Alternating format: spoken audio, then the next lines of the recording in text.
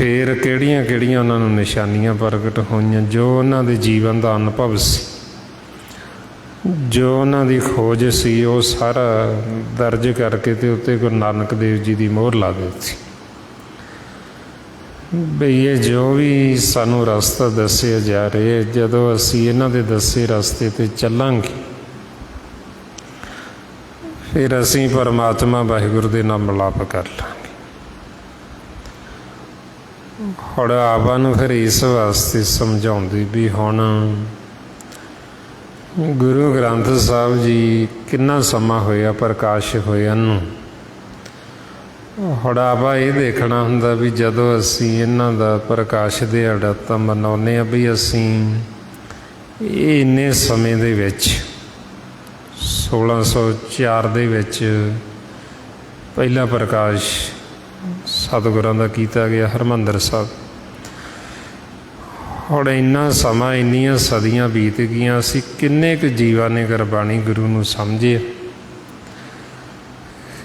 ਕਿੰਨਿਆਂ ਕੁ ਨੇ ਅਸੀਂ ਮੰਨਿਆ ਤੇ ਮੰਨ ਕੇ ਅਸੀਂ ਅਕਾਲ ਪੁਰਖ ਪਰਮੇਸ਼ਰ ਦੇ ਨਾਲ ਮਿਲਾਪ ਕੀਤਾ ਤੇ ਅਸੀਂ ਜੀਵਨ ਮੁਕਤ ਹੋਏ। ਉਹ ਫਿਰ ਆਪਾਂ ਦੇਖਣਾ ਹੁੰਦਾ, ਉਹ ਆਪਾਂ ਵਿਚਾਰ ਕਰਨੀ ਹੁੰਦੀ, ਆਪਣੇ ਆਪੇ ਦੀ ਪੜਚੋਲ ਕਰਨੀ ਹੁੰਦੀ ਵੀ ਜੋ ਸਾਨੂੰ ਸਤਿਗੁਰੂ ਸਾਡੇ ਜੀਵਨ ਦੀ ਜਾਚ ਸਿਖਾ ਰਹੇ, ਕੀ ਅਸੀਂ ਉਹ ਇਹਨਾਂ ਦੇ ਜੀਵਨ ਦੀ ਜਾਂਚ ਜੋ ਦੱਸੀ ਉਸ ਮੁਤਾਬਕ ਅਸੀਂ ਆਪਦਾ ਜੀਵਨ ਬਤੀਤ ਕਰ ਰਹੇ, ਜਾਂ ਅਸੀਂ ਹਜੇ ਤੱਕ ਆਪਦੀ ਮੱਤ ਹੀ ਨਹੀਂ ਛੱਡੀ, ਅਸੀਂ ਗੁਰੂ ਦੀ ਮੱਤ ਲਈ ਹੋਈ ਨਹੀਂ ਤੇ ਅਸੀਂ ਆਪਦੀ ਮੱਤ ਦੁਆਰਾ ਜੀਵਨ ਬਤੀਤ ਕਰ ਰਹੇ। ਹੁਣ ਜਿਹੜੇ ਜੀਵ ਫਿਰ ਆਪਦੀ ਮੱਤ ਦੁਆਰਾ ਜੀਵਨ ਬਤੀਤ ਕਰਦੇ ਨੇ, ਉਹਨਾਂ ਦਾ ਜੀਵਨ ਜਿਹੜਾ ਉਹ ਦੁੱਖਾਂ ਵਾਲਾ ਹੁੰਦਾ, ਉਹ ਉਹਨਾਂ ਦੇ ਅੰਦਰ ਮਨ ਦੇ ਵਿੱਚ ਕਲਾ ਕਲੇਸ਼, ਬੈਰ ਵਿਰੋਧ, ਈਰਖਾ, ਨਫ਼ਰਤ, ਹਉਮੈ, ਹੰਕਾਰ, ਫਿਰ ਉਹ ਦੁਰਮਤ ਦੀ ਅਗਨ ਦੇ ਵਿੱਚ ਜਲਦੇ ਨੇ, ਸੜਦੇ ਨੇ, ਦੁਖੀ ਹੁੰਦੇ ਨੇ। ਅਤੇ ਜੇ ਸਾਡਾ ਜੀਵਨ ਇੱਦਾਂ ਦਾ ਹੈ ਫਿਰ ਸਮਝ ਲਓ ਵੀ ਅਸੀਂ ਗੁਰੂ ਗ੍ਰੰਥ ਸਾਹਿਬ ਜੀ ਦੀ ਬਾਣੀ ਨੂੰ ਮੰਨਿਆ ਹੀ ਨਹੀਂ, ਕਿਉਂਕਿ ਜੇ ਅਸੀਂ ਇਹਨਾਂ ਨੂੰ ਮੰਨਦੇ ਫਿਰ ਸਾਡਾ ਜਿਹੜਾ ਜੀਵਨ ਹੋਣਾ ਸੀ ਉਹ ਗੁਰਮੁਖਾਂ ਵਾਲਾ ਹੋਣਾ ਸੀ, ਜੋ ਗੁਰਮੁਖਾਂ ਦਾ ਜੀਵਨ ਹੈ। ਜੇ ਵੈਰ ਵਿਰੋਧ ਵਾਲਾ ਇਹ ਮਨਮੁਖਾਂ ਦਾ ਜੀਵਨ। ਹੁਣ ਆਪਾਂ ਨੂੰ ਫਿਰ ਇਸ ਵਾਸਤੇ ਸਮਝਾਉਂਦੇ ਵੀ ਜਦੋਂ ਅਸੀਂ ਫਿਰ ਸਤਿਗੁਰਾਂ ਪਾਸ ਆਉਂਦੇ ਹਾਂ, ਫਿਰ ਇੱਥੇ ਅਸੀਂ ਆਉਂਦੇ ਗੁਰੂ ਦੀ ਮੱਤ ਲੈਣ ਵਾਸਤੇ। ਸਾਧ ਸੰਗਤ ਦੇ ਵਿੱਚ ਇਸੇ ਵਾਸਤੇ ਜਾਈਦਾ, ਗੁਰੂ ਦੀ ਮੱਤ ਲੈਣ ਵਾਸਤੇ। ਜੇ ਹੁਣ ਅਸੀਂ ਗੁਰੂ ਦੀ ਮੱਤ ਲੈਂਦੇ ਹੀ ਨਹੀਂ ਤੇ ਫਿਰ ਤਾਂ ਸਾਨੂੰ ਕੋਈ ਲਾਹਾ ਹੀ ਨਹੀਂ, ਫਿਰ ਤਾਂ ਸਾਨੂੰ ਕੋਈ ਲਾਭ ਹੀ ਨਹੀਂ। ਜੇ ਸਾਡਾ ਮਨ ਹੀ ਦੁਖੀ ਹੈ, ਸਾਡਾ ਮਨ ਹੀ ਅਸ਼ਾਂਤ ਹੈ, ਫਿਰ ਸਾਨੂੰ ਕੀ ਲਾਭ, ਸਾਨੂੰ ਕੀ ਲਾਹਾ ਹੋਏ, ਫਿਰ ਤਾਂ ਕੁਝ ਵੀ ਨਾ ਲਾਹਾ ਹੋਇਆ। ਇਸ ਵਾਸਤੇ ਫਿਰ ਆਪਾਂ ਨੂੰ ਸਤਿਗੁਰੂ ਹੁਣ ਸਾਡੇ ਜੀਵਨ ਦੀ ਜਾਂਚ ਸਿਖਾਉਂਦੇ ਵੀ ਸਾਨੂੰ ਇਹ ਇਹਨਾਂ ਦਾ ਭੇਤ ਲੱਗ ਜਾਂਦਾ ਵੀ ਸਾਨੂੰ ਜੀਵਨ ਮਿਲਿਆ ਅਤੇ ਇੱਕ ਦਿਨ ਸਾਡੀ ਮੌਤ ਹੋਣੀ, ਸਮਾਂ ਸਾਡੇ ਕੋਲ ਗਿਣਤੀ ਦਾ। ਹੁਣ ਜਨਮ ਤੋਂ ਲੈ ਕੇ ਮੌਤ ਤੱਕ ਦਾ ਜਿਹੜਾ ਸਾਡਾ ਸਫ਼ਰ ਹੈ ਜੀਵਨ ਦਾ, ਉਹਨੂੰ ਅਸੀਂ ਕਿਵੇਂ ਬਤੀਤ ਕਰੀਏ, ਕਿਵੇਂ ਲੰਘਾਈਏ, ਤਾਂ ਕਿ ਸਾਡਾ ਮਨ ਜਿਹੜਾ ਉਹ ਸ਼ਾਂਤ ਨਾ ਹੋਵੇ, ਦੁਖੀ ਨਾ ਹੋਵੇ, ਅਸੀਂ ਇੱਥੇ ਵੀ ਸੁਖੀ ਰਹੀਏ ਅਤੇ ਆਪਣੇ ਘਰ ਦੀ ਵੀ ਪਹਿਚਾਣ ਕਰ ਲਈਏ ਅਤੇ ਆਪਦੇ ਘਰ ਦੇ ਵਿੱਚ ਆਉਣ ਜਾਣ ਬਣਾ ਲਈਏ। ਮਹਾਰਾਜ ਇਸ ਲਈ ਫਰਮਾਉਂਦੇ ਮੱਤ ਵਿੱਚ ਮਰਨ ਜੀਵਨ ਹੋਰ ਕੈਸਾ, ਜਾ ਜੀਵਾਂ ਤਾਂ ਜੁਗਤ ਨਾਹੀਂ। ਵੀ ਜੇ ਸਾਨੂੰ ਜਿਉਣ ਦੀ ਜੁਗਤੀ ਨਹੀਂ, ਅਸੀਂ ਗੁਰਮਤਿ ਜੀਵਨ ਜਾਂਚ ਨਹੀਂ ਸਿੱਖੀ, ਫਿਰ ਤਾਂ ਸਾਡਾ ਜੀਵਨ ਉਹ ਕਲਾ ਕਲੇਸ਼ ਵਾਲਾ ਹੀ ਹੈ, ਵੈਰ ਵਿਰੋਧ ਵਾਲਾ ਹੀ ਰਹੇਗਾ। ਫਿਰ ਤਾਂ ਅਸੀਂ ਲੜਾਈਆਂ ਝਗੜੇ ਕਰਦੇ ਰਹਾਂਗੇ ਅਤੇ ਦੁਖੀ ਹੁੰਦੇ ਰਹਾਂਗੇ। ਹੁਣ ਜਦੋਂ ਫਿਰ ਆਪਾਂ ਸਤਿਗੁਰਾਂ ਪਾਸ ਆਉਂਦੇ, ਅਸੀਂ ਜੀਵਨ ਦੀ ਜਾਂਚ ਸਿੱਖਣ ਵਾਸਤੇ ਵੀ ਸਾਨੂੰ ਜਿਉਣ ਦਾ ਢੰਗ ਸਿਖਾ ਦਿਓ, ਵੀ ਅਸੀਂ ਕਿਵੇਂ ਜੀਵਨ ਆਪਦਾ ਜਿਉਈਏ। ਸੋ ਉਹਦੇ ਵਾਸਤੇ ਫਿਰ ਆਪਾਂ ਇਹ ਸਤ ਸੰਗਤ ਕਰਦੇ ਹਾਂ, ਅਤੇ ਉਹਦੇ ਵਾਸਤੇ ਸਤਿਗੁਰਾਂ ਨੇ ਫਿਰ ਆਪਾਂ ਨੂੰ ਇਹ ਜੀਵਨ ਦੀ ਜਾਂਚ ਦੱਸ ਕੇ ਸਾਰਾ ਸਾਨੂੰ ਸਾਡੇ ਜੀਵਨ ਦਾ ਕੀ ਮਕਸਦ ਹੈ, ਕੀ ਮਨੋਰਥ ਹੈ, ਅਤੇ ਕਿਵੇਂ ਅਸੀਂ ਇਸ ਮਨੋਰਥ ਨੂੰ ਪੂਰਾ ਕਰ ਸਕਦੇ, ਉਹ ਫਿਰ ਆਪਾਂ ਨੂੰ ਸਾਰਾ ਲਿਖਤੀ ਰੂਪ ਵਿੱਚ ਦੱਸ ਦਿੱਤਾ। ਉਹਦੇ ਨਾਂ ਦੇ ਦਿੱਤਾ ਪੋਥੀ ਪਰਮੇਸ਼ਰ ਕਾ ਥਾਨ, ਵੀ ਇਹ ਪਰਮੇਸ਼ਰ ਨੂੰ ਮਿਲਾਪ ਦਾ ਰਸਤਾ ਹੈ ਅਤੇ ਪੂਰਨ ਬ੍ਰਹਮ ਗਿਆਨ ਹੈ। ਪੂਰਨ ਬ੍ਰਹਮ ਗਿਆਨ, ਵੀ ਇਹ ਨਹੀਂ ਵੀ ਅਧੂਰਾ ਹੈ, ਪੂਰਾ ਹੈ। ਹੁਣ ਜੇ ਅਸੀਂ ਪੂਰਨ ਗਿਆਨ ਚਾਹੁੰਦੇ ਹਾਂ ਸਤਿਗੁਰਾਂ ਦਾ, ਅਤੇ ਫਿਰ ਸਾਨੂੰ ਇਹ ਕਲਯੁਗ ਦੇ ਵਿੱਚ ਬੜੀ ਛੋਟ ਦਿੱਤੀ ਵੀ ਜੇ ਅਸੀਂ ਕਿਤੇ 8 ਪਹਿਰ ਵੀ ਰੱਧ ਲਈਏ ਮਾਲਕ ਨੂੰ, ਅਤੇ ਸਾਨੂੰ ਪੂਰਨ ਤੌਰ 'ਤੇ ਗਿਆਨ ਹੋ ਜਾਂਦਾ ਪੂਰਾ ਬ੍ਰਹਮ ਦਾ। ਮਹਾਰਾਜ ਕਹਿੰਦੇ 8 ਪਹਿਰ ਰਾਧੀਏ ਪੂਰਨ ਸਤਿਗੁਰ ਗਿਆਨ, ਬਈ ਜੇ ਅਸੀਂ 8 ਪਹਿਰ ਰੱਧ ਲਈਏ ਅਤੇ ਸਾਨੂੰ ਪੂਰਾ ਗਿਆਨ ਹੋ ਜੇ, ਸਾਨੂੰ ਪੂਰਨ ਭੇਤ ਹੈ ਜੀ, ਸੋਝੀ ਅੱਜ। ਹੁਣ 8 ਪਹਿਰ ਹੁੰਦੇ ਦਿਨ ਰਾਤ, ਅਤੇ ਮਹਾਰਾਜ ਕਹਿੰਦੇ ਪਰ ਜਿਹੜਾ 8 ਪਹਿਰ ਰਾਤ ਦਾ ਉਹ ਕੋਈ ਵਿਰਲਾ ਵਡਭਾਗੀ, ਜਿਹਨੇ 8 ਪਹਿਰ ਮਾਲਕ ਨੂੰ ਪਰਮਾਤਮਾ ਨੂੰ ਧਿਆਏ। ਸਤਿਗੁਰੂ ਫਰਮਾਉਂਦੇ ਐਸਾ ਕੋਈ ਵਡਭਾਗੀ ਆਇਆ 8 ਪਹਿਰ ਜਿਨ ਖਸਮ ਧਿਆਏ, ਵੀ ਐਸਾ ਕੋਈ ਵੱਡੇ ਭਾਗਾਂ ਵਾਲਾ ਕੋਈ ਗੁਰਮੁਖ ਜਿਹੜਾ 8 ਪਹਿਰ ਦਿਨ ਰਾਤ ਮਾਲਕ ਦੇ ਨਾਲ ਜੁੜਿਆ ਰਹਿੰਦਾ। ਹੁਣ ਜੇ ਅਸੀਂ ਕਿਤੇ 8 ਪਹਿਰ ਰੱਧ ਲਈ, ਵਿਚਾਰਾਂ ਤੋਂ ਫੁਰਨਿਆਂ ਤੋਂ ਸਾਡਾ ਮਨ ਰਹਿਤ ਹੋ ਜੇ, ਅਤੇ ਆਪਾਂ ਨੂੰ ਪੂਰਨ ਬ੍ਰਹਮ ਦਾ ਗਿਆਨ ਹੋ ਸਕਦਾ, ਸਤਿਗੁਰ ਦਾ ਪੂਰਨ ਗਿਆਨ ਹੋ ਸਕਦਾ, ਜੋ ਆਪਾਂ ਨੂੰ 1430 ਅੰਗ ਵਿੱਚ ਸਤਿਗੁਰਾਂ ਨੇ ਸਮਝਾਇਆ, ਇਸ ਲੋਕ ਦਾ ਵੀ ਅਤੇ ਪਰਲੋਕ ਦਾ ਵੀ ਸਾਨੂੰ ਸਾਰਾ ਗਿਆਨ ਹੋ ਜਾਏਗਾ ਜੇ ਅਸੀਂ 8 ਪਹਿਰ ਰੱਧਾਂਗੇ। ਪਰ ਹੁਣ 8 ਪਹਿਰ ਰੱਧਣ ਵਾਸਤੇ ਜੇ ਅਸੀਂ ਆਖੀਏ ਵੀ ਇੱਕੋ ਵਾਰੀ ਅਸੀਂ 8 ਪਹਿਰ ਰੱਧ ਲਈਏ ਤਾਂ ਨਹੀਂ ਰੱਧ ਸਕਦੇ, ਕਿਉਂਕਿ ਸਾਡਾ ਮਨ ਆਦੀ ਹੋ ਗਿਆ ਵਿਚਾਰਾਂ 'ਚ ਰਹਿਣ ਦਾ, ਫੁਰਨਿਆਂ ਦੇ ਵਿੱਚ ਰਹਿਣ 'ਚ।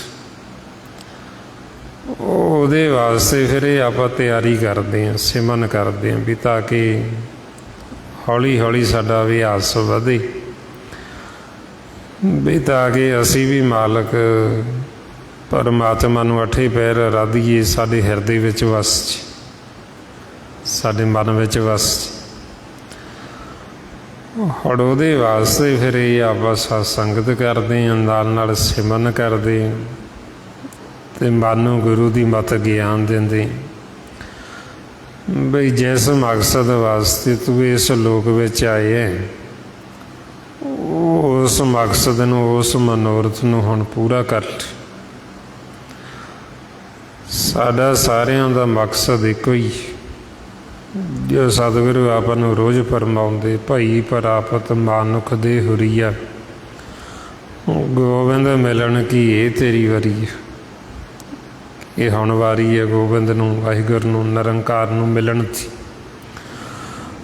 ਹੁਣ ਅਸੀਂ ਮਿਲ ਸਕਦੇ ਹਾਂ, ਅਤੇ ਮਿਲੀਏ ਕਿਵੇਂ, ਉਹ ਆਪਾਂ ਨੂੰ ਸਾਰਾ ਭੇਦ ਦੇ ਦਿੱਤਾ ਸਤਿਗੁਰਾਂ ਗੁਰਬਾਣੀ ਗੁਰੂ ਵਿੱਚ, ਵੀ ਇਸ ਤਰ੍ਹਾਂ ਅਸੀਂ ਪਰਮਾਤਮਾ ਤੋਂ ਵਿਛੜੇ ਹਾਂ, ਇਸ ਤਰੀਕੇ ਨਾਲ ਹੁਣ ਅਸੀਂ ਮਿਲ ਸਕਦੇ। ਹੁਣ ਮਾਲਕ ਦੇ ਨਾਲੋਂ ਅਸੀਂ ਵਿਛੜੇ ਹਾਂ ਆਪਦੇ ਕਰਮਾਂ ਕਰਕੇ। ਸਾਡੇ ਜਿਹੜੇ ਕਰਮ ਉਹ ਐਸੇ ਹੋ ਗਏ ਵੀ ਅਸੀਂ ਆਪਦੀ ਮੱਤ ਦੁਆਰਾ ਚੱਲਦੇ ਹੋਏ, ਅਤੇ ਉਹ ਕਰਮ ਹੀ ਅਸੀਂ ਉਹ ਦ੍ਰਿੜ ਕੀਤੇ ਜਿਹੜੇ ਸਾਨੂੰ ਮਾਲਕ ਤੋਂ ਦੂਰ ਲੈ ਜਾਂਦੇ। ਮਹਾਰਾਜ ਇਸ ਲਈ ਫਰਮਾਉਂਦੇ, ਆਪ ਕਮਾਣੀ ਵਿਛੜੀ ਦੋਸ਼ ਨਾ ਕਾਹੂ ਦੇਣ, ਵੀ ਮੈਂ ਹੋਰ ਕਿਹਨੂੰ ਦੋਸ਼ ਦੇਵਾਂ। ਜੇ ਪਰਮਾਤਮਾ ਤੋਂ ਸਾਡਾ ਵਿਛੋੜਾ ਪਿਆ, ਅਸੀਂ ਵਿਛੜੇ ਹਾਂ ਤੇ ਆਪਦੇ ਕਰਮਾਂ ਕਰਕੇ। ਸਾਡਾ ਮਨ ਐਸਾ ਦਵਦਾ ਦੇ ਵਿੱਚ ਗਿਆ, ਅਸੀਂ ਦਵਦਾ ਵਸ ਹੋ ਕੇ ਅਸੀਂ ਫਿੱਕੇ ਬੋਲ ਬੋਲਣੇ ਸ਼ੁਰੂ ਕਰ ਦਿੱਤੇ। ਅਸੀਂ ਮਾੜੇ ਵਚਨ ਬੋਲਦੇ ਹਾਂ, ਜਦੋਂ ਫਿੱਕਾ ਬੋਲਦੇ ਹਾਂ ਅਤੇ ਸਾਡੀ ਪ੍ਰੀਤ ਜਿਹੜੀ ਉਹ ਮਾਲਕ ਨਾਲੋਂ ਟੁੱਟ ਜਾਂਦੀ, ਸਾਡਾ ਪਿਆਰ ਨਹੀਂ ਰਹਿੰਦਾ ਉਹਦੇ ਨਾਲ, ਸਾਡਾ ਉਹਦੇ ਨਾਲੋਂ ਵਿਛੋੜਾ ਪੈ ਜਾਂਦਾ। ਮਾਰੇ ਤਾਈਓਂ ਫਰਮਾਉਂਦੇ, ਟੂਟ ਪ੍ਰੀਤ ਗਈ ਬਰ ਬੋਲ, ਦੁਰਮਤ ਪਰ ਹਰ ਛਾਡੀ ਢੋਲ। ਵੀ ਸਾਡੀ ਜਿਹੜੀ ਪ੍ਰੀਤ ਉਹ ਸਾਡੇ ਕਰਮਾਂ ਕਰਕੇ ਟੁੱਟੀ। ਸਾਡੇ ਕਰਮ ਹੀ ਐਸੇ ਹੋ ਗਏ, ਜਦੋਂ ਅਸੀਂ ਆਪਦੀ ਮੱਤ ਦੁਆਰਾ ਚੱਲਦੇ, ਅਸੀਂ ਫਿੱਕਾ ਬੋਲਦੇ ਹਾਂ, ਮਾੜਾ ਬੋਲਦੇ ਹਾਂ, ਫਿਰ ਸਾਡੀ ਜਿਹੜੀ ਪ੍ਰੀਤ ਉਹ ਟੁੱਟ ਜਾਂਦੀ ਮਾਲਕ ਤੋਂ। ਅਤੇ ਉਦੋਂ ਸਾਨੂੰ ਫਿਰ ਗੁਰਬਾਣੀ ਗੁਰੂ ਵਿੱਚ ਛੁੱਟੜ ਕਹਿ ਦਿੱਤਾ ਸਾਨੂੰ। ਸਾਡੀ ਜਿਹੜੀ ਸੁਰਤੀ, ਫਿਰ ਇਹਨੂੰ ਦਹਾਗਣ ਕਹਿ ਦਿੱਤਾ, ਅਤੇ ਜਿਹੜੇ ਗੁਰਮੁਖ ਉਹਨਾਂ ਨੂੰ ਸੁਹਾਗਣ ਕਹਿ ਦਿੱਤਾ, ਜਿਹੜੇ ਮਨਮੁਖ ਉਹਨਾਂ ਨੂੰ ਦੁਹਾਗਣ ਕਹਿ ਦਿੱਤਾ। ਹੁਣ ਜਦੋਂ ਦਾ ਸੁਹਾਗਣ ਆਪਸ ਵਿੱਚ ਇਕੱਠੀਆਂ ਹੁੰਦੀਆਂ, ਫਿਰ ਉਹ ਵਿਚਾਰ ਕਰਦੀਆਂ, ਜਦੋਂ ਉਹ ਫਿਰ ਕਹਿੰਦੀਆਂ ਵੀ ਆਪਣਾ ਸਾਰਿਆਂ ਦਾ ਪਤੀ ਪਰਮੇਸ਼ਰ ਇੱਕੋ ਹੀ ਹੈ, ਅਸੀਂ ਇੱਕੋ ਘਰ ਦੇ ਵਿੱਚ ਵੱਸਦੀਆਂ ਅਤੇ ਬੜਾ ਸੁੱਖ ਅਤੇ ਬੜਾ ਆਨੰਦ ਹੈ। ਮਾਰੇ ਫਰਮਾਉਂਦੇ, ਸਭਨਾ ਕਾ ਸੋ ਏਕ ਹੈ, ਸਦ ਹੀ ਰਹੇ ਹਜੂਰ। ਵੀ ਸਾਡਾ ਪਤੀ ਇੱਕੋ ਹੀ ਹੈ ਅਤੇ ਸਦਾ ਸਾਡੇ ਨੇੜੇ ਹੀ ਰਹਿੰਦਾ, ਸਾਡੇ ਨਾਲ ਰਹਿੰਦਾ। ਅਸੀਂ ਇੱਕੋ ਘਰ ਦੇ ਵਿੱਚ ਰਹਿੰਦੇ ਹਾਂ ਇਕੱਠੇ, ਅਤੇ ਬੜਾ ਆਨੰਦ ਹੈ, ਬੜਾ ਸੁੱਖ ਹੈ। ਹੁਣ ਜਦੋਂ ਦੁਹਾਗਣ ਸੁਹਾਗਣਾਂ ਨੂੰ ਮਿਲਦੀ, ਉਹ ਕਹਿੰਦੀ ਵੀ ਜੇ ਪਤੀ ਸਾਰਿਆਂ ਦਾ ਇੱਕੋ ਹੀ ਹੈ ਅਤੇ ਫਿਰ ਮੈਨੂੰ ਤਾਂ ਮੇਰਾ ਪਤੀ ਬੁਲਾਉਂਦਾ ਹੀ ਨਹੀਂ ਕਦੇ, ਉਹਨੇ ਮੇਰੇ ਨਾਲ ਤਾਂ ਕਦੇ ਗੱਲ ਹੀ ਨਹੀਂ ਕੀਤੀ। ਫਿਰ ਉਹ ਸੁਹਾਗਣਾ ਦੁਹਾਗਣ ਨੂੰ ਕਹਿੰਦੀਆਂ ਵੀ ਤੂੰ ਆਪਦੇ ਪਤੀ ਦਾ ਹੁਕਮ ਨਹੀਂ ਮੰਨਿਆ। ਹੁਣ ਜੇ ਉਹਦਾ ਹੁਕਮ ਨਾ ਮੰਨੀਏ, ਫਿਰ ਇੱਕੋ ਘਰ ਦੇ ਵਿੱਚ ਰਹਿੰਦੀ ਦੂਰ ਹੋ ਜਾਈ। ਨਾਨਕ ਹੁਕਮ ਨਾ ਮੰਨਈ ਤਾਂ ਘਰ ਹੀ ਅੰਦਰ ਦੂਰ। ਹੁਕਮ ਮਨ ਸੁਖ ਪਾਇਆ, ਪ੍ਰੇਮ ਸੁਹਾਗਣ ਹੋਈ। ਬਈ ਜਿਨ੍ਹਾਂ ਨੇ ਤਾਂ ਹੁਕਮ ਨੂੰ ਮੰਨ ਲਿਆ, ਉਹ ਤਾਂ ਸੁਹਾਗਣਾ ਹੋ ਗਈਆਂ।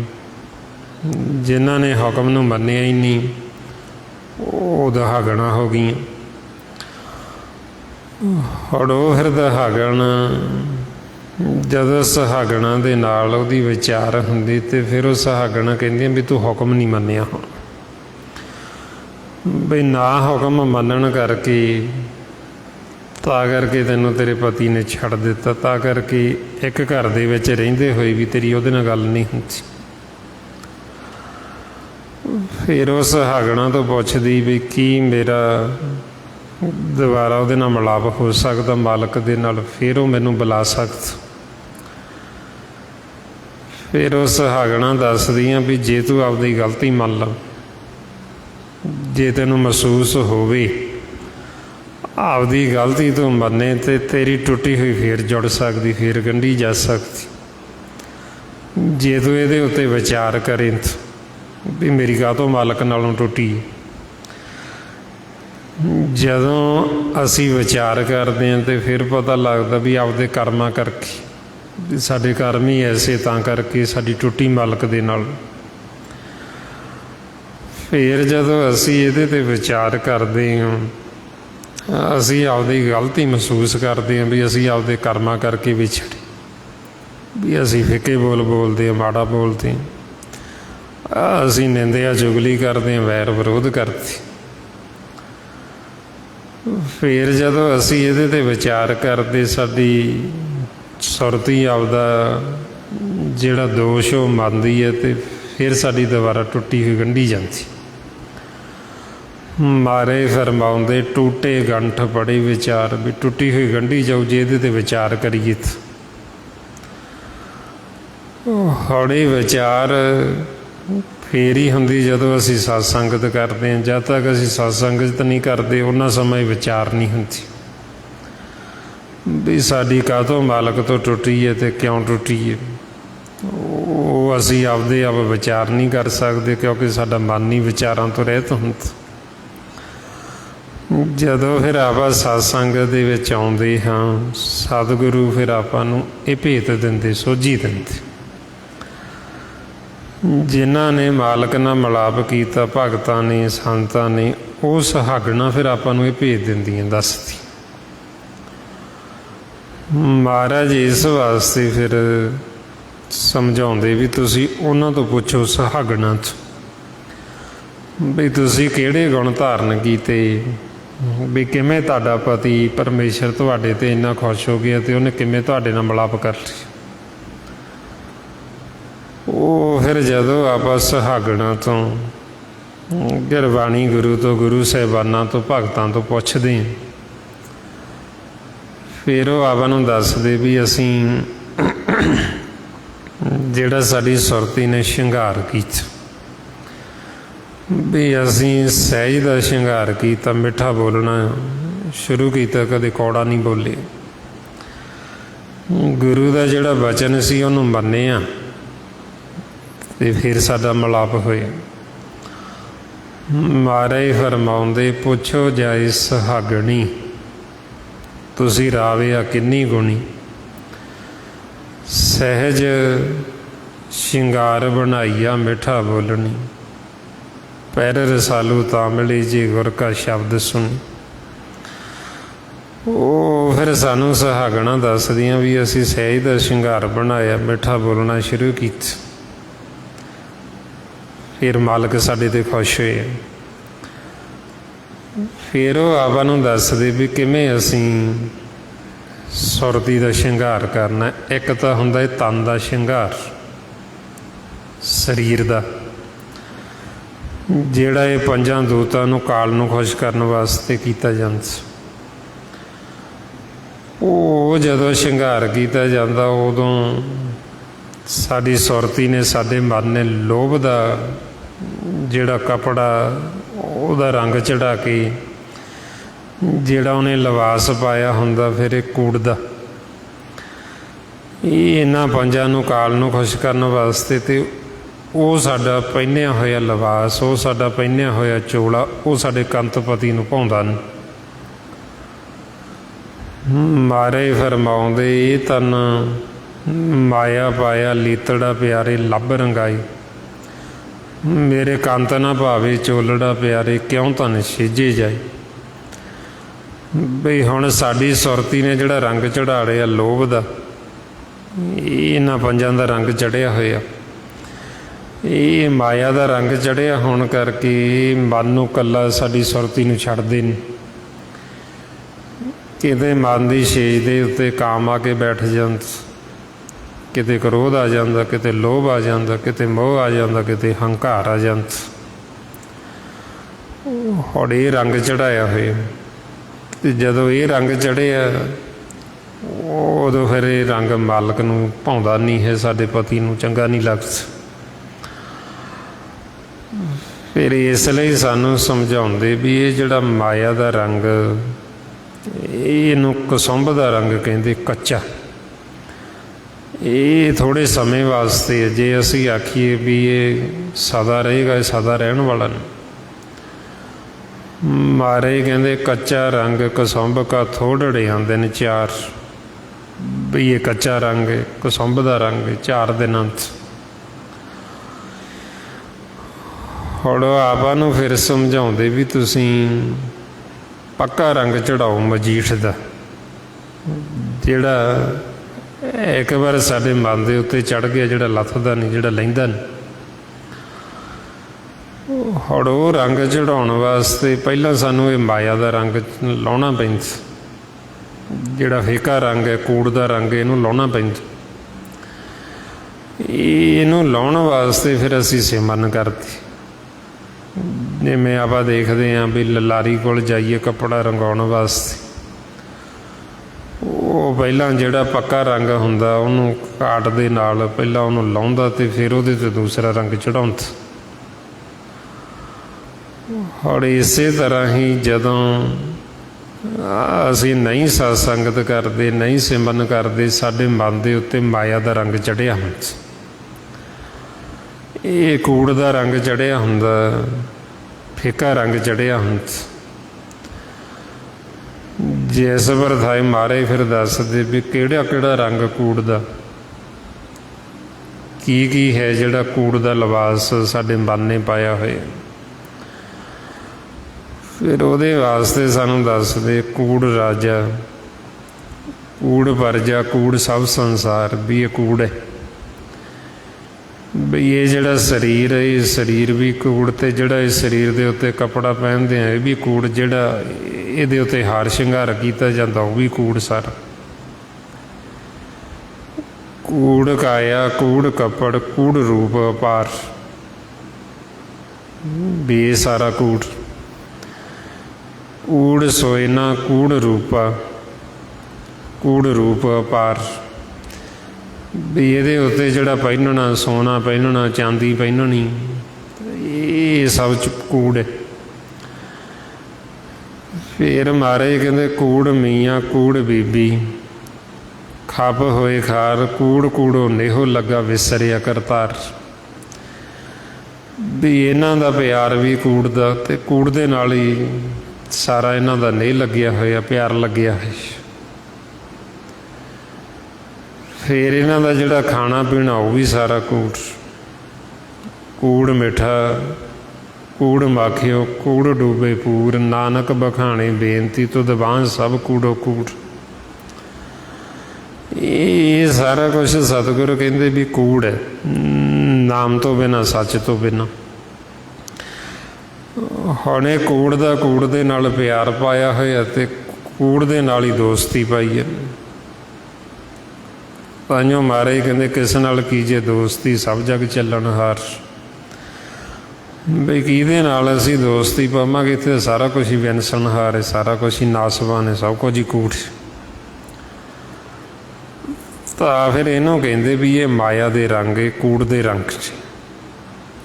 ਹਰ ਕੇ ਨਾਮ ਬਿਨ ਝੂਠੇ ਸਗਲ ਪਸਾਰੇ, ਵੀ ਇਹ ਜਿੰਨਾ ਵੀ ਪਸਾਰਾ, ਇਹ ਸਤਿਗੁਰ ਕਹਿੰਦੇ ਸਭ ਝੂਠ ਦਾ ਪਸਾਰਾ ਅਤੇ ਕੂੜ ਦਾ ਪਸਾਰਾ, ਅਤੇ ਇਹ ਕੂੜ ਦਾ ਸਾਡੇ ਮਨ ਦੇ ਉੱਤੇ ਰੰਗ ਚੜ੍ਹਿਆ ਹੋਇਆ। ਔਰ ਦੇਖੋ ਕਿੰਨੀ ਅਗਿਆਨਤਾ ਦੇ ਵਿੱਚ ਜੀਵ ਚਲਾ ਗਿਆ। ਸਾਨੂੰ ਤਾਂ ਸਤਿਗੁਰ ਕਹਿੰਦੇ ਵੀ ਇਹ ਸਰੀਰ ਵੀ ਕੂੜ ਹੈ, ਵੀ ਇਹ ਜਿਹੜਾ ਸਰੀਰ ਹੈ ਇਹਨੇ ਸਾਡੇ ਨਾਲ ਨਹੀਂ ਜਾਣਾ, ਇਹਨੇ ਇੱਥੇ ਦਾ ਇੱਥੇ ਹੀ ਰਹਿ ਜਾਣਾ। ਸਾਡੇ ਮਨ ਨੂੰ ਸਮਝਾਉਂਦੇ ਵੀ ਜਿਹੜਾ ਇਹ ਤੈਨੂੰ ਸਰੀਰ ਮਿਲਿਆ, ਇਹ ਸਰੀਰ ਨੇ ਵੀ ਤੇਰਾ ਸਾਥ ਨਹੀਂ ਦੇਣਾ, ਇਹ ਵੀ ਤੈਨੂੰ ਇੱਥੇ ਹੀ ਛੱਡ ਕੇ ਜਾਣਾ ਪੈਣਾ। ਤਾਂਹੀਓ ਮਨ ਨੂੰ ਸਤਿਗੁਰੂ ਸਮਝਾਉਂਦੇ ਜਾਗ ਲੈ ਹੋ ਰੇ ਮਨਾ, ਜਾਗ ਲੈ ਹੋ ਕਹਾਂ ਗਾਫਲ ਸੋਇਆ, ਜੋ ਤਨ ਉਪਜਿਆ ਸੰਗ ਹੀ ਸੋ ਵੀ ਸੰਗ ਨਾ ਹੋਏ। ਹੁਣ ਆਪਾਂ ਨੂੰ ਤਾਂ ਸਤਿਗੁਰੂ ਇਹ ਕੱਪੜਾ ਵੀ ਛੱਡਣ ਨੂੰ ਕਹਿੰਦੇ ਸਰੀਰ, ਪਰ ਜੀਵ ਇਹ ਸਰੀਰ ਦੇ ਉੱਤੇ ਹੋਰ ਕੁਝ ਪਹਿਨ ਕੇ ਤਾਂ ਹੰਕਾਰ ਕਰਤ, ਉਹਦੀ ਹਉਮੈ ਕਰਤ, ਵੀ ਇਹ ਕੱਪੜਾ ਪਹਿਨਿਆ ਮੈਂ ਬਹੁਤ ਮਹਿੰਗਾ ਪਹਿਨਿਆ, ਉਹਦਾ ਹੰਕਾਰ। ਸੰਸਾਰ ਦਾ ਹਾਰ ਸ਼ਿੰਗਾਰ ਕੀਤਾ, ਉਹਦਾ ਹੰਕਾਰ, ਉਹਦੀ ਹਉਮੈ। ਅਤੇ ਸਤਿਗੁਰੂ ਕਹਿੰਦੇ ਵੀ ਇਹ ਸਾਰਾ ਕੁਛ ਕੂੜ ਹੈ, ਵੀ ਇਹ ਜਿਹੜਾ ਰੰਗ ਸਾਡੇ ਕੂੜ ਦੇ ਚੜ੍ਹੇ ਸਾਡੇ ਮਨ ਦੇ ਉੱਤੇ, ਸਾਡੀ ਸੁਰਤੀ 'ਤੇ, ਹੌਲੇ ਪਹਿਲਾਂ ਕੂੜ ਦਾ ਰੰਗ ਲੱਥੂ ਅਤੇ ਫਿਰ ਮਜੀਠ ਦਾ ਰੰਗ ਚੜ੍ਹੂ ਪੱਕਾ। ਹੌਲੇ ਰੰਗ ਲਾਉਣ ਵਾਸਤੇ ਫਿਰ ਇਹ ਆਪਾਂ ਸਿਮਰਨ ਕਰਦੇ ਹਾਂ। ਜਿਉਂ ਜਿਉਂ ਅਸੀਂ ਸਿਮਰਨ ਅਭਿਆਸ ਕਰਦੇ ਹਾਂ ਤਾਂਹੀਓ ਫਿਰ ਇਹ ਰੰਗ ਲੱਥਦੇ ਜਾਂਦੇ। ਜਿਉਂ ਜਿਉਂ ਇਹ ਰੰਗ ਲੱਥਦੇ ਜਾਂਦੇ, ਸਾਡਾ ਜਿਹੜਾ ਜੀਵਨ ਉਹ ਸਹਿਜ ਸੁਭਾਅ ਵਾਲਾ ਹੋ ਜਾਂਦਾ। ਤਾਂਹੀਓ ਆਪਾਂ ਨੂੰ ਗੁਰਬਾਣੀ ਗੁਰੂ ਵਿੱਚ ਨਾਲ ਨਾਲ ਜਿੱਥੇ ਸਾਨੂੰ ਅਧਿਆਤਮਕ ਗਿਆਨ ਦਿੱਤਾ, ਉੱਥੇ ਨਾਲ ਨਾਲ ਸੰਸਾਰ ਦਾ ਵੀ ਆਪਾਂ ਨੂੰ ਦਿੱਤਾ ਹੋਇਆ। ਇਹ ਤ੍ਰੈ ਗੁਣਾਂ ਦਾ ਵੀ ਦਿੱਤਾ, ਵੀ ਤਾਂ ਕਿ ਅਸੀਂ ਇਸ ਸੰਸਾਰ 'ਚ ਕਿਵੇਂ ਰਹਿਣਾ। ਹੁਣ ਜਦੋਂ ਸਾਡੇ ਉੱਤੋਂ ਇਹ ਰੰਗ ਲੈ ਜਾਏਗਾ, ਸਾਡਾ ਸਾਦਾ ਜੀਵਨ ਹੋ ਜਾਣਾ, ਸਹਿਜ ਸੁਭਾਅ ਵਾਲਾ ਹੋ ਜਾਣਾ। ਜਿਵੇਂ ਹੁਣ ਸੰਸਾਰ 'ਚ ਆਪਾਂ ਦੇਖਦੇ ਵੀ ਦੁਖੀ ਕਾਹਤੋਂ ਨੇ ਜੀਵ, ਦੁੱਖ ਦਾ ਕਾਰਨ ਉਹਨਾਂ ਦਾ ਇਹ ਹੈ ਵੀ ਉਨੀ ਆਮਦਨ ਨਹੀਂ ਜਿੰਨਾ ਉਹਨਾਂ ਦਾ ਖਰਚੇ ਵਧਾਏ ਹੋਏ। ਅਤੇ ਖਰਚੇ ਵਧਾਉਣ ਦਾ ਕਾਰਨ ਕੀ? ਹਉਮੈ, ਹੰਕਾਰ, ਬਈ ਅਸੀਂ ਵੱਧ ਤੋਂ ਵੱਧ ਖਰਚਾ ਕਰਕੇ ਮਹਿੰਗਾ ਪਾ ਕੇ ਅਸੀਂ ਦਿਖਾਈਏ, ਕਿਉਂਕਿ ਉਹ ਰੰਗ ਚੜ੍ਹਿਆ ਹੋਇਆ ਕੂੜ ਦਾ। ਜੇ ਹੁਣ ਆਪਾਂ ਅਭਿਆਸ ਕਰਾਂਗੇ, ਸਾਡਾ ਸਾਦਾ ਜੀਵਨ ਹੋ ਜਾਣਾ, ਅਤੇ ਆਪਾਂ ਨੂੰ ਪਤਾ ਲੱਗ ਜਾਣਾ ਵੀ ਅਸੀਂ ਦਿਖਾਉਣਾ ਕਿਹਨੂੰ ਖੁਸ਼ ਕਰਨਾ। ਮਾਲਕ ਤਾਂ ਇਹਨਾਂ ਦੇ ਨਾਲ ਖੁਸ਼ ਹੁੰਦਾ ਨਹੀਂ, ਪਰਮਾਤਮਾ ਨੇ ਤਾਂ ਖੁਸ਼ ਹੋਣਾ ਸਾਡੇ ਮਨ ਦੇ ਸ਼ਿੰਗਾਰ ਦੇ ਉੱਤੇ, ਸਾਡੀ ਸੁਰਤੀ ਦੇ ਸ਼ਿੰਗਾਰ ਦੇ ਉੱਤੇ। ਤਾਂ ਕਰਕੇ ਫਿਰ ਗੁਰਮੁਖਾਂ ਦਾ ਜਿਹੜਾ ਉਹਨਾਂ ਦਾ ਪਹਿਨਣਾ ਵੀ ਸਾਦਾ, ਵੀ ਜੋ ਮਿਲ ਗਿਆ ਪਹਿਨ ਲਿਆ, ਵੀ ਬਹੁਤਾ ਉਹ ਆਸ਼ਾ ਨਹੀਂ ਰੱਖਦੇ ਵੀ ਅਸੀਂ ਚੰਗਾ ਹੀ ਇੰਨਾ ਹੀ, ਵੀ ਸਾਨੂੰ ਇੰਨਾ ਮਹਿੰਗਾ ਹੀ ਚਾਹੀਦਾ। ਅਤੇ ਬਹੁਤਾ ਉਹਨਾਂ ਦਾ ਸੰਸਾਰ ਦਾ, ਸਰੀਰ ਦਾ ਵੀ ਨਹੀਂ ਰਹਿੰਦਾ, ਕਿਉਂਕਿ ਭੇਦ ਆ ਜਾਂਦਾ ਵੀ ਆਪਾਂ ਕਰਨਾ ਤਾਂ ਮਾਲਕ ਨੂੰ ਖੁਸ਼। ਅਤੇ ਇਸ ਕਰਕੇ ਜਦੋਂ ਸਾਡਾ ਸਾਦਾ ਜੀਵਨ ਹੋ ਜਾਏਗਾ ਤਾਂ ਅਸੀਂ ਦੁਖੀ ਨਹੀਂ ਹੋਵਾਂਗੇ, ਕਿਉਂਕਿ ਦੁਖੀ ਦਾ ਜੀਵ ਉਦੋਂ ਹੁੰਦਾ ਨਾ ਵੀ ਜਦੋਂ ਆਪਾਂ ਸੰਸਾਰ 'ਚ ਦੇਖਦੇ ਹਾਂ ਵੀ ਜੀਵ ਕਹਿੰਦਾ ਵੀ ਆਮਦਨ ਨਹੀਂ ਹੈ ਅਤੇ ਖਰਚੇ ਇੰਨੇ ਨੇ, ਅਤੇ ਖਰਚੇ ਵਧਾਏ ਕਿਹਨੇ ਨੇ? ਅਸੀਂ ਅਗਿਆਨਤਾ ਵੱਸ ਹੋ ਕੇ ਮਾਇਆ ਦੇ ਰੰਗ ਚੜ੍ਹੇ ਕੂੜ ਦੇ ਤਾਈਓਂ ਵਧੇ ਨੇ। ਜੇ ਹੁਣ ਆਪਾਂ ਗੁਰੂ ਦੀ ਮੱਤ ਲੈ ਕੇ ਜੀਵਨ ਦੀ ਜਾਂਚ ਲੈ ਕੇ ਚੱਲਾਂਗੇ ਅਤੇ ਫਿਰ ਆਪਾਂ ਸੁਖੀ ਹੋ ਜਾਵਾਂਗੇ।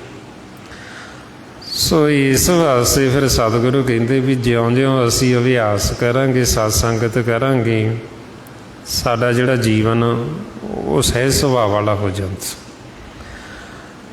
ਫਿਰ ਜਿਉਂ-ਜਿਉਂ ਅਸੀਂ ਸਹਿਜ ਵਿੱਚ ਆਉਂਦੇ ਜਾਵਾਂਗੇ, ਉਨਾ ਹੀ ਅਸੀਂ ਸੁਖੀ ਹੁੰਦੇ ਜਾਵਾਂਗੇ। ਮਾਇਆ ਦਾ ਰੰਗ ਸਾਡੇ ਤੋਂ ਲੈਂਦਾ ਜਾਏਗਾ, ਅਤੇ ਜਿਹੜਾ ਪੱਕਾ ਰੰਗ ਹੈ ਮਜੀਠ ਦਾ, ਉਹ ਸਾਡੇ ਮਨ ਦੇ ਉੱਤੇ ਚੜ੍ਹਦਾ ਜਾਏਗਾ। ਤਾਈਓਂ ਮਹਾਰਾਜ ਕਹਿੰਦੇ ਵੀ ਹੁਣ ਤੁਸੀਂ ਇਹ ਆਪਣੇ ਮਨ ਨੂੰ ਰੰਗੋ। ਅਤੇ ਕਿਹੜਾ ਰੰਗ ਚੜ੍ਹਾਈਏ? ਕਹਿੰਦੇ ਪੱਕਾ ਰੰਗ ਮਜੀਠ ਦਾ। ਅਤੇ ਉਹ ਰੰਗ ਕਿਵੇਂ ਚੜ੍ਹਦਾ? ਉਹ ਰੰਗ ਸਾਡੇ ਉੱਤੇ ਚੜ੍ਹਦਾ ਜਦੋਂ ਸਾਨੂੰ ਰੰਗੇ ਹੋਇਆਂ ਦਾ ਸੰਗ ਹੁੰਦਾ। ਜਿਹੜੇ ਮਾਲਕ ਦੇ ਰੰਗ ਦੇ ਵਿੱਚ ਰੰਗੇ ਹੋਏ, ਜਿਨ੍ਹਾਂ ਦੇ ਉੱਤੇ ਨਾਮ ਦਾ ਰੰਗ ਚੜ੍ਹਿਆ ਹੋਇਆ, ਜੇ ਸਾਨੂੰ ਉਹਨਾਂ ਦਾ ਸੰਗ ਹੋ ਜੇ, ਉਹਨਾਂ ਦੀ ਧੂੜੀ ਮਿਲ ਜੇ, ਅਤੇ ਉਹ ਧੂੜੀ ਮਿਲਣ ਦੇ ਨਾਲ ਸਾਡੇ ਉੱਤੋਂ ਕੂੜ ਦਾ ਰੰਗ ਵੀ ਲੈ ਜਾਂਦਾ ਅਤੇ ਪੱਕਾ ਰੰਗ ਵੀ ਚੜ੍ਹ ਜਾਂਦਾ ਮਜੀਠ 'ਚ। ਮਹਾਰਾਜ ਇਸ ਲਈ ਫਰਮਾਉਂਦੇ, ਕਾਇਆ ਰੰਗਣ ਜੇ ਥੀਏ ਪਿਆਰੇ, ਪਾਈਏ ਨਾਉ ਮਜੀਠ। ਰੰਗਣ ਵਾਲਾ ਜੇ ਰੰਗੇ ਸਾਹਿਬ, ਐਸਾ ਰੰਗ ਨਾ ਡੀਠ। ਜਿਨ ਕੇ ਚੋਲੇ ਰਤੜੇ ਪਿਆਰੇ, ਕੰਤ ਤਿਨਾ ਕੀ ਪਾਸ, ਧੂੜ ਤਿਨਾ ਕੀ ਜੇ ਮਿਲੇ ਜੀ। ਕਹੋ ਨਾਨਕ ਕੀ ਅਰਦਾਸ।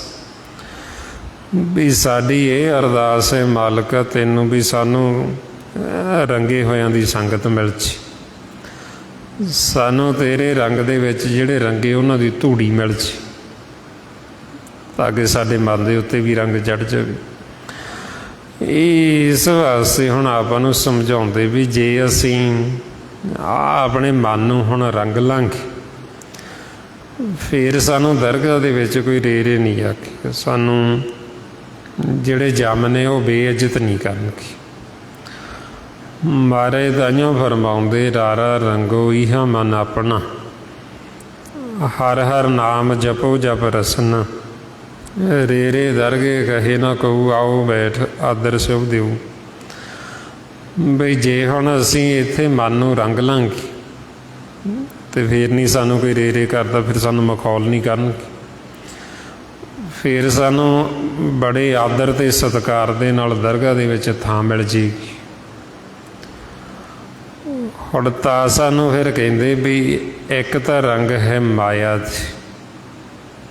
ਜਿਵੇਂ ਕਿਸੇ 'ਤੇ ਰੰਗ ਚੜ੍ਹਿਆ ਰਾਜ ਦਾ, ਸੰਸਾਰ ਦਾ, ਵੀ ਮੈਂ ਸੰਸਾਰ 'ਚ ਰਾਜਾ, ਵੀ ਮੇਰੇ ਕੋਲ ਧਨ ਬੜਾ, ਮੇਰੇ ਕੋਲ ਦੌਲਤ ਬੜੀ ਹੈ, ਮੇਰਾ ਹੁਕਮ ਚੱਲਦਾ।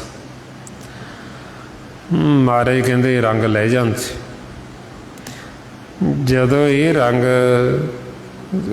ਜਦੋਂ ਮਨ ਨੂੰ ਇੱਥੋਂ ਕੱਢਿਆ ਜਾਂਦਾ ਸਰੀਰ ਦੇ ਵਿੱਚੋਂ, ਇਹ ਤਾਂ ਸਾਰਾ ਕੁਛ ਇਹ ਸਰੀਰ ਦੇ ਨਾਲ ਹੀ ਖਤਮ ਹੋ ਜਾਂਦਾ। ਮਨ ਨੂੰ ਫਿਰ ਜਪ ਨੇ ਜਿਹੜੇ ਉਹ ਨੰਗਾ ਕਰ ਲੈਂਦੇ, ਨੰਗਾ ਕਰਕੇ ਫਿਰ ਉਹਨੂੰ ਕੁੱਟਦੇ ਮਾਰਦੇ ਤੇ ਸ਼ੱਦਤ ਕਰਦੇ ਲੈ ਕੇ ਜਾਂਦੇ।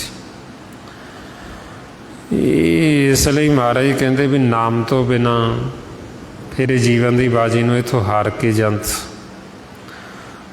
ਸਤਿਗੁਰੂ ਕਹਿੰਦੇ ਰਾਜ ਰੰਗ ਮਾਲ ਰੰਗ ਰੰਗ ਰਤਾ ਨੱਚੇ ਨੰਗ, ਨਾਨਕ ਠਗਿਆ ਮੁੱਠਾ ਜਾਏ ਬੈਲਨ ਨਾਮੇ ਪਤ ਗਿਆ ਗਵਾਈ।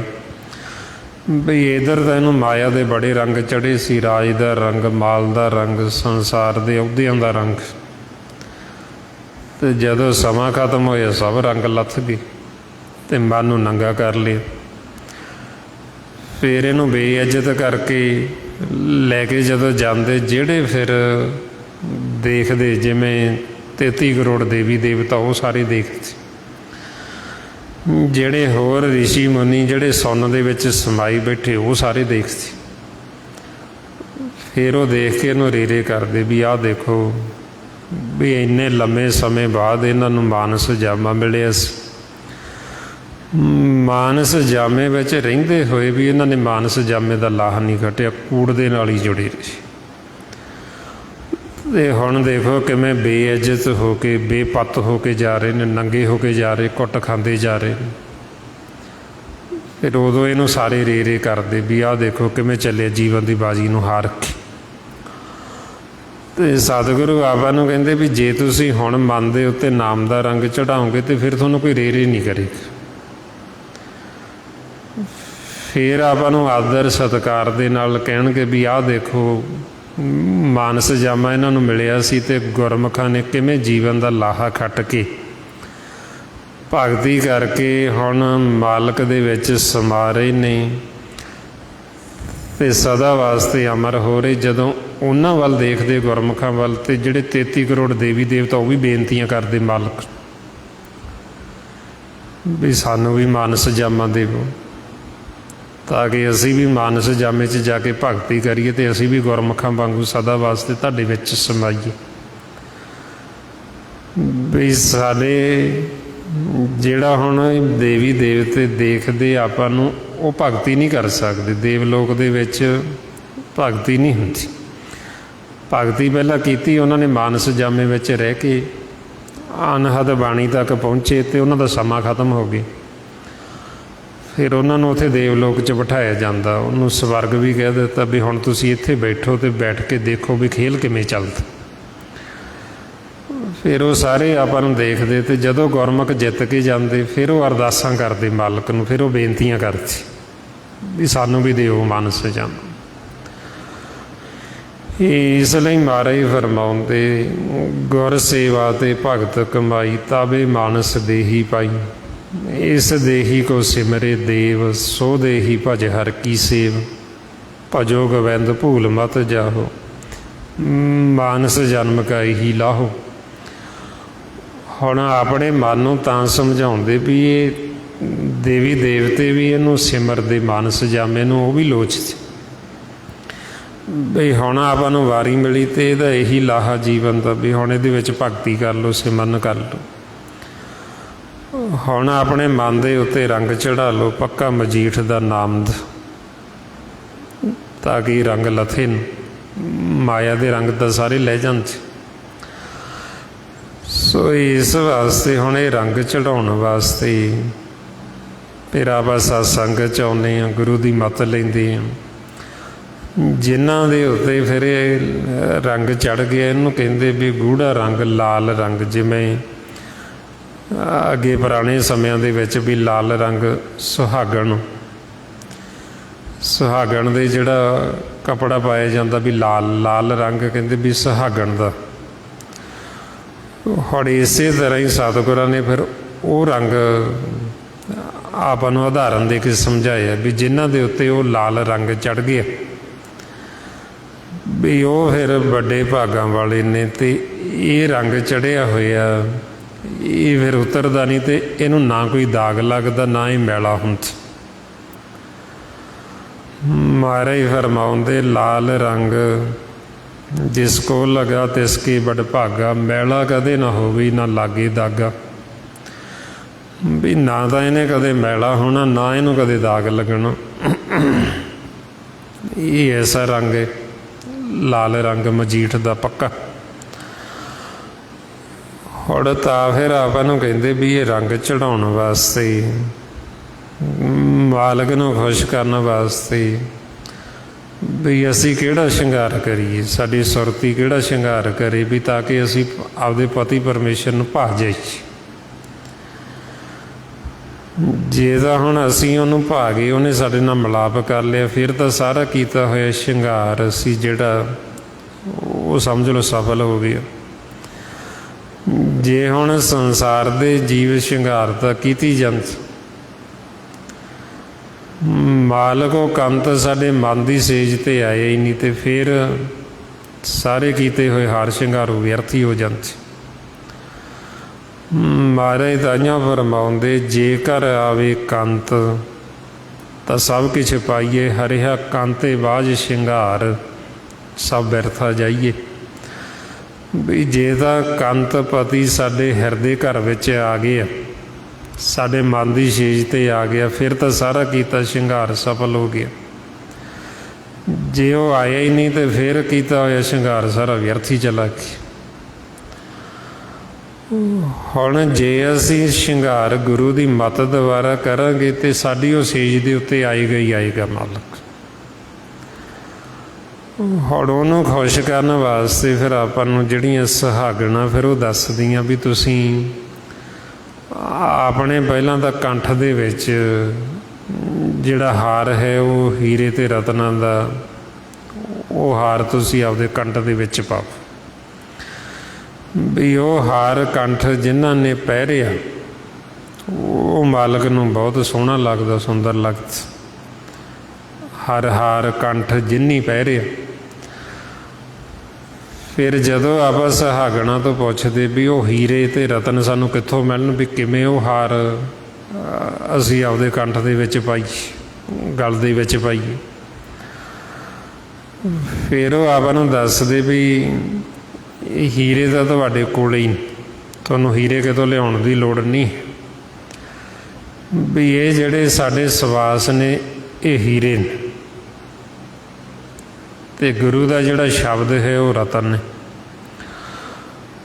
ਹੁਣ ਕਹਿੰਦੇ ਬਈ ਇਹ ਜਿਹੜੇ ਹੀਰੇ ਇਹਨਾਂ ਨੂੰ ਰਤਨ ਦੇ ਵਿੱਚ ਜੜ, ਇਹ ਇਸ ਤਰੀਕੇ ਨਾਲ ਜੜਨਾ ਵੀ ਜਦੋਂ ਸਵਾਸ ਅੰਦਰ ਨੂੰ ਜਾਂਦਾ ਵਾਹੇ ਬੋਲਣਾ ਅਤੇ ਬਾਹਰ ਨੂੰ ਆਉਂਦਾ ਗੁਰੂ ਬੋਲਣਾ, ਅਤੇ ਜਿਹੜਾ ਧਿਆਨ ਉਹ ਬਿਲਕੁਲ ਵੀ ਸਾਡਾ ਹੋਰ ਪਾਸੇ ਨਾ ਜਾਵੇ, ਆਪਦੀ ਆਵਾਜ਼ ਦੇ ਵਿੱਚ ਧਿਆਨ ਹੋਵੇ।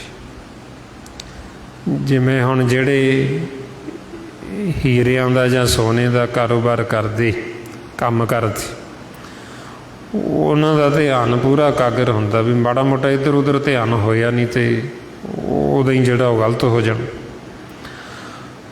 ਹੁਣ ਇਸੇ ਤਰ੍ਹਾਂ ਹੀ ਆਪਾਂ ਨੂੰ ਸੱਚੇ ਪਾਤਸ਼ਾਹ ਸਮਝਾਉਂਦੇ ਵੀ ਜਿਹੜਾ ਇਹ ਹੀਰੇ ਇਸ ਤਰ੍ਹਾਂ ਜਾਣਨੇ ਪੂਰਾ ਧਿਆਨ ਦੇ ਨਾਲ ਵੀ ਮਾੜਾ ਮੋਟਾ ਇੱਧਰ ਉੱਧਰ ਨਾ,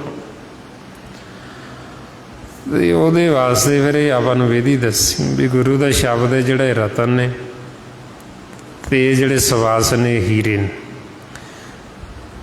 ਹੁਣ ਕਹਿੰਦੇ ਵੀ ਸਾਸ ਗਰਾਸੇ ਸਿਮਰਨ ਕਰੋ। ਜਦੋਂ ਅਸੀਂ ਸਿਮਰਨ ਕਰਦੇ ਹਾਂ ਫਿਰ ਇਹ ਸਾਡੇ ਗਲ ਦੇ ਵਿੱਚ ਹਾਰ ਜਿਹੜੀ ਹੈ ਮਾਲਾ ਬਣ ਕੇ ਪੈ ਜਾਂਦੀ। ਇੱਕ ਤਾਂ ਹੁੰਦੀਆਂ ਨਾ ਮਾਲਾਂ ਜਿਹੜੀਆਂ ਮਣਕੇ ਵਾਲੀਆਂ, ਜਿਹੜੀਆਂ ਜੀਵ ਫੇਰਦੇ ਜਾਂ ਗਲ ਦੇ ਵਿੱਚ ਪਾ ਲੈਂਦੇ। ਹੁਣ ਆਪਾਂ ਨੂੰ ਦੱਸਿਆ ਵੀ ਆਪਾਂ ਕਿਹੜੀ ਮਾਲਾ ਪਾਉਣੀ ਗਲ ਦੇ ਵਿੱਚ, ਅਤੇ ਕਿਹੜੀ ਅਸੀਂ ਮਾਲਾ ਫੇਰਨੀ, ਕਿਹੜੀ ਸਿਮਰਨੀ ਹੈ। ਜਿਵੇਂ ਮਾਲਾ ਨੂੰ ਸਿਮਰਨੀ ਵੀ ਕਹਿ ਦਿੱਤੀ, ਅਤੇ ਮਹਾਰਾਜ ਕਹਿੰਦੇ ਕਬੀਰ ਮੇਰੀ ਸਿਮਰਨੀ ਰਸਨਾ ਉੱਪਰ ਰਾਮ, ਵੀ ਸਾਡੀ ਜਿਹੜੀ ਰਸਨਾ ਆਈ ਉਹ ਸਿਮਰਨੀ। ਹੁਣ ਜਦੋਂ ਆਪਾਂ ਫਿਰ ਇਸ ਤਰ੍ਹਾਂ ਇਹਨਾਂ ਸਵਾਸਾਂ ਨੂੰ ਸੰਭਾਲਾਂਗੇ, ਸਾਡੇ ਗਲ ਦੇ ਵਿੱਚ ਮਾਲਾ ਬਣ ਕੇ ਪੈ ਜਾਏਗੀ, ਹਾਰ ਬਣ ਕੇ ਪੈ ਜਾਏਗੀ। ਜਦੋਂ ਫਿਰ ਇਹ ਹਾਰ ਪਹਿਨੇ ਆ ਅਸੀਂ, ਅਤੇ ਇਹ ਸਾਡੇ ਪਤੀ ਨੂੰ, ਮਾਲਕ ਨੂੰ ਬੜਾ ਸੋਹਣਾ ਲੱਗਦਾ, ਉਹਨੂੰ ਭਾਉਂਦਾ ਬਹੁਤ ਸੀ। ਮਹਾਰਾਜ ਇਸ ਲਈ ਫਰਮਾਉਂਦੇ ਗੁਰ ਕਾ ਸ਼ਬਦ ਰਤਨ ਹੈ ਹੀਰੇ ਜਿੱਤ ਜੜਾਓ, ਵੀ ਗੁਰੂ ਦਾ ਸ਼ਬਦ ਰਤਨ ਹੈ, ਇਹ ਸਵਾਸ ਹੀਰੇ ਨੇ, ਅਤੇ ਇਹਨਾਂ ਨੂੰ ਇਹ ਰਤਨਾਂ ਦੇ ਵਿੱਚ ਜੜੋ। ਆਓ ਹੁਣ ਕਿਵੇਂ ਅਸੀਂ ਜਾਣਨਾ ਜੋ ਮਹਾਰਾਜ ਆਪਾਂ ਨੂੰ ਇਹ ਸਾਸ ਗਿਰਾ ਸਿਮਰਨ ਅਭਿਆਸ ਦੱਸ ਰਹੀ। ਆਓ ਸਾਰੇ ਗੁਰਮੁਖ ਪਿਆਰੇ ਕਰੋ ਜੀ ਸ਼ੁਰੂ। ਵਾਹਿਗੁਰੂ ਵਾਹਿਗੁਰੂ ਵਾਹਿਗੁਰੂ ਵਾਹਿਗੁਰੂ ਵਾਹਿਗੁਰੂ ਵਾਹਿਗੁਰੂ ਵਾਹਿਗੁਰੂ ਵਾਹਿਗੁਰੂ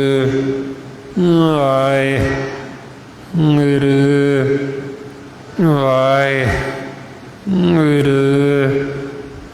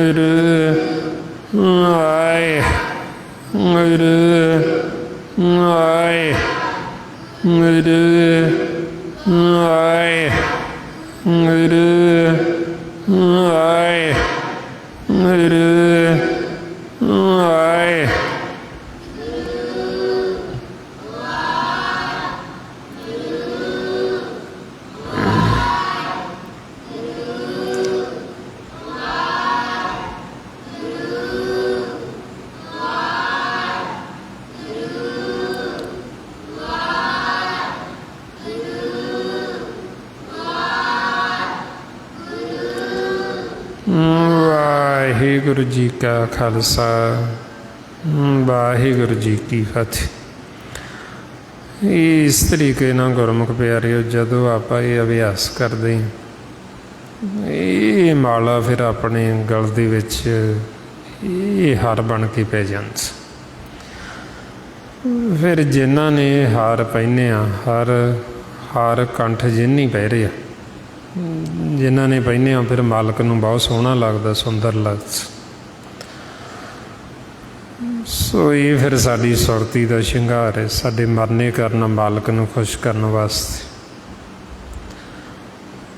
ਸੋ ਉਹਦੇ ਵਾਸਤੇ ਹੁਣ ਇਹ ਆਪਾਂ ਫਿਰ ਵੱਧ ਤੋਂ ਵੱਧ ਅਭਿਆਸ ਕਰਨਾ, ਬਹਿੰਦੇ ਉੱਠਦੇ, ਕੰਮ ਕਾਰ ਕਰਦੇ, ਚੱਲਦੇ ਫਿਰਦੇ, ਤਾਂ ਕਿ ਸਾਡੀ ਇਹ ਜਿਹੜੀ ਰਸਨਾ, ਇਹੋ ਸਾਡੀ ਸਿਮਰਨੀ ਹੈ, ਇਹਦੇ ਨਾਲ ਆਪਾਂ ਸਿਮਰਨ ਕਰਦੇ ਹੀ।